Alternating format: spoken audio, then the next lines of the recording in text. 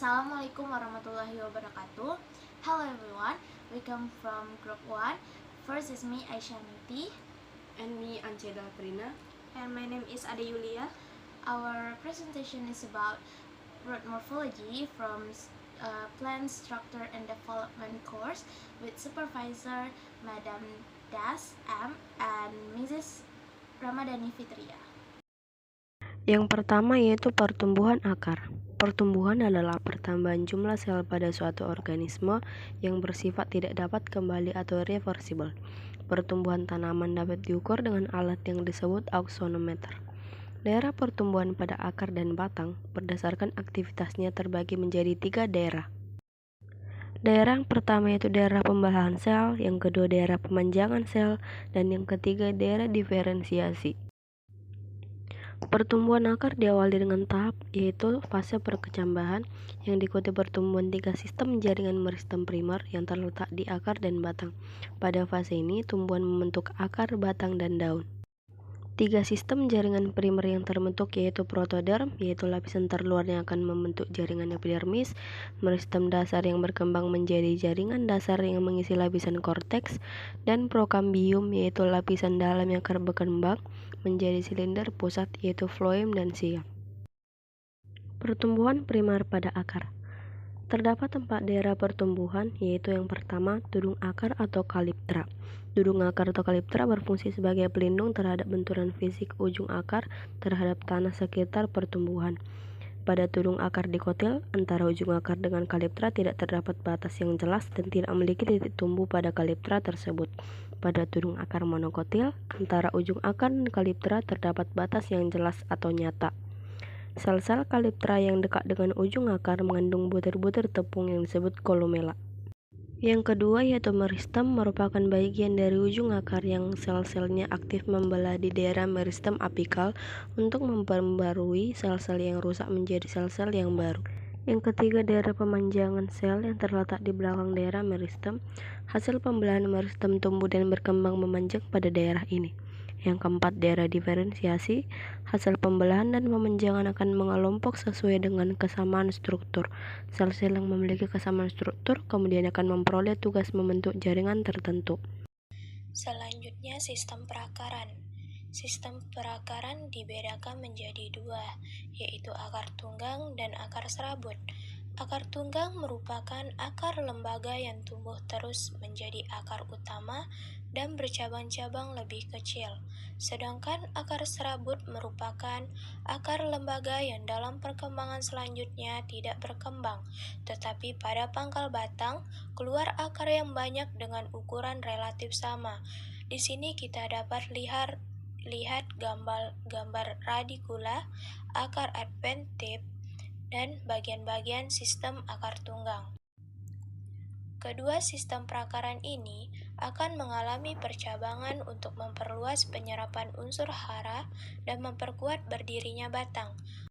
Berdasarkan percabangan dan bentuknya, akar tunggang dibedakan menjadi 2, yaitu pertama, akar tunggang tidak bercabang, dan yang kedua ialah akar tunggang yang bercabang. Mari kita bahas terlebih dahulu akar tunggang tidak bercabang. Cabang hanya berupa serabut akar yang sangat halus, dapat dianggap tidak merupakan cabang karena berfungsi sebagai penyerap air dan unsur hara. Akar tunggang tersebut berfungsi sebagai tempat penimbun zat cadangan makanan. Akar tunggang tidak bercabang dibedakan menjadi 3. Yang pertama, berbentuk tombak, pangkal besar meruncing ke ujung seperti terlihat pada wortel atau Daucus carota. Yang kedua, berbentuk gasing, pangkal besar membulat seperti pada bengkoang.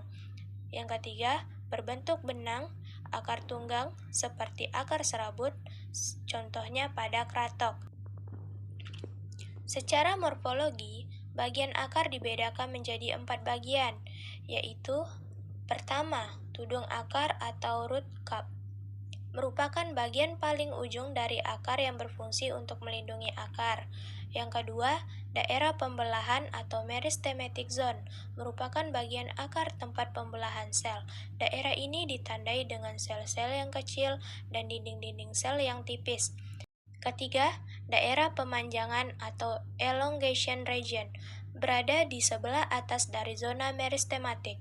Pada bagian ini, sel-sel mengalami pertumbuhan dan pemanjangan maupun perbesaran sehingga bertanggung jawab untuk pertumbuhan.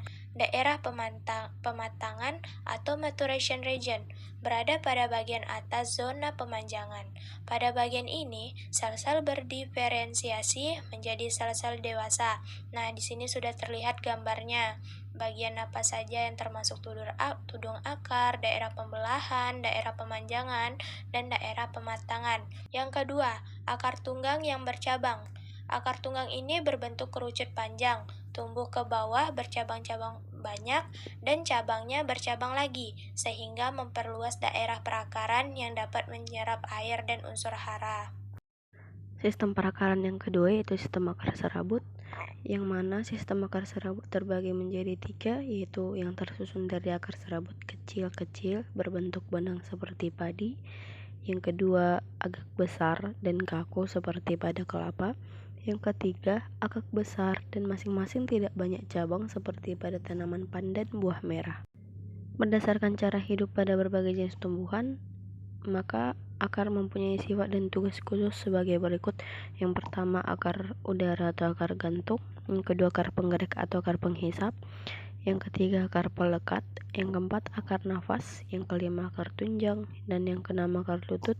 Dan yang terakhir, akar banir. Berikut beberapa gambar dari jenis-jenis akar tersebut. Tipe akar terspesialisasi. 1. Tipe modifikasi akar tunggang. Ada fusiform roots, merupakan akar yang sangat tebal di bagian tengah hingga ke ujung akar. Pada tipe akar ini, hipokotil dan akar berfungsi sebagai penyimpanan cadangan makanan. Contohnya ada lobak atau Rhophanus sativus. Kemudian ada conical roots, merupakan akar yang memiliki ketebalan paling besar di bagian atas dan makin kecil ke bagian ujung. Sebagai contohnya, ada pada wortel, yaitu Daucus carota. Selanjutnya ada napiform, merupakan akar yang menggelembung di bagian tengah dan sangat besar, kemudian sangat kecil di bagian ujung. Contohnya ada turnip, brassica rapa, dan sugar beet.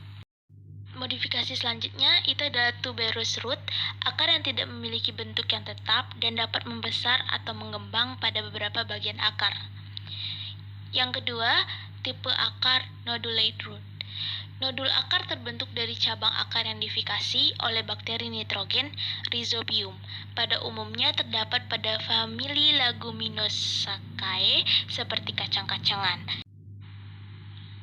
Selanjutnya, itu adalah tipe respiratory roots, merupakan akar yang pada umumnya terdapat pada daerah dengan kadar garam tinggi atau halopit dan atau mangrove yang tumbuh karena kekurangan oksigen. Selanjutnya, modifikasi dari akar adventif. 1. Akar adventif sebagai tempat penyimpangan cadangan makanan. Contohnya itu umbi akar. Ketika cadangan makanan disimpan di dalam akar, maka akan menjadi membesar atau swollen dan membentuk kumpulan seperti pada ubi jalar, sweet potato, atau Ipomea botata. Kemudian ada fasciculate, akar-akar bergelombol membentuk cluster dari sebelah bawah nodus batang dan berdaging seperti pada dahlia asparagus. Nodulus, pada tipe ini ujung dari akar mengembang ke arah atas seperti pada Malilotus nursuma amoda. Kemudian ada bidet atau moniliform, akar mengembang ke arah atas seperti kancing pada tempat-tempat yang berbeda pada interval yang teratur seperti pada vitis, momordica atau pare dan partuloka. Kemudian ada annulate, akar memiliki serangkaian cincin mengembang seperti pada Psicoratia. Selanjutnya, steel roots atau akar penguat. Akar ini muncul dari bawah nosus dan masuk ke dalam tanah seperti pada maize atau zemais, sugarcane atau Saccharum officinarum, dan pandanus atau pandan. Kemudian ada prot root atau pillar roots, akar yang muncul dari cabang-cabang tanaman pada tubuh akar ke arah bawah dan masuk ke dalam tanah. Akar ini berfungsi untuk menyokong batang seperti pada bayam. Kemudian ada buttress root, merupakan akar yang muncul dari bagian basal batang dan menyebar ke arah yang berbeda ke dalam tanah seperti pada Ficus bombax Terminalia. Akar ini merupakan karakteristik dari tanaman hutan hujan tropis. Kemudian akar pemanjat atau climbing roots merupakan akar yang muncul dari nodus dan membantu tanaman memanjat. Akar ini banyak ditemukan pada tanaman patas, siri atau pipi beetle, lada atau paper nigrop, dan theocoma. Kemudian ada folia roots atau epiphyllous roots, merupakan akar yang muncul dari daun seperti terdapat pada Biropilium dan Bignonia. Yang ketujuh, akar penghisap atau sucking atau Haustoria roots atau bisa disebut juga dengan parasitic roots. Merupakan akar yang terdapat pada tanaman parasit. Akar tanaman ini masuk ke dalam batang tanaman inang dan mengabsorpsi nutrisi dari tanaman inang. Teman-teman dapat melihat gambar yang tertera pada PowerPoint kami. Kemudian yang kedelapan ada assimilatory roots, merupakan akar yang terdapat di udara pada tanaman Tinospora dan akar terapa dan warnanya berubah menjadi hijau sehingga berfungsi juga untuk asimilasi. Yang kesembilan ada hygroscopic roots, merupakan akar yang ditemukan pada tumbuhan epifit khususnya pada anggrek yang berfungsi membantu menyerap air dari atmosfer dengan menggunakan jaringan khusus yang disebut dengan filamen sebagai contoh pada tanaman orchids banda. Kemudian ada contractile roots, merupakan akar yang menyusun hingga 60-70% dari panjang awal dan membawa organ ke dalam tanah. Sebagai contoh, corm, Dericarchus, dan freesia. Kemudian yang ke-11 ada root thorns, merupakan akar yang keras, tebal, dan membentuk duri seperti pada Pathos armatus. Reproductive roots merupakan akar yang berdaging atau akar adventif yang digunakan sebagai organ reproduksi seperti pada sweet potato, Ipomea batata, dan dahlia. Akar daun atau leaf roots pada Salvinia. Satu daun pada setiap nodus bermodifikasi menjadi struktur menyerupai akar yang bercabang-cabang ke dalam air. Berikut adalah gambar-gambar yang kami sediakan untuk memberikan gambaran kepada teman-teman bentuk dari akar yang sudah saya sebutkan.